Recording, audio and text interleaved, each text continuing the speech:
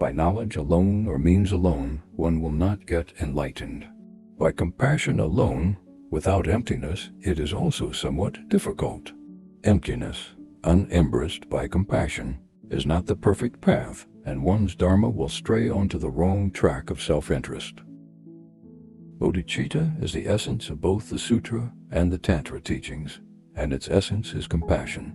In fact, relative compassion is called the path. Ultimate compassion is the fruition, which is the view, the perfect samadhi, and therefore the ultimate bodhicitta. When realizing the perfect view, then the nature, the cognizant aspect, will manifest as compassion. It is never the case that after attaining enlightenment, the Buddhas leave sentient beings behind. This is due to the power of compassion.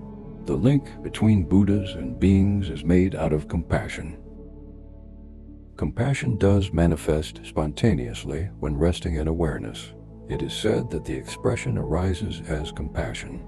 Although it is taught that compassion should be unartificial, uncontrived, in the beginning, it is necessary to fabricate slightly.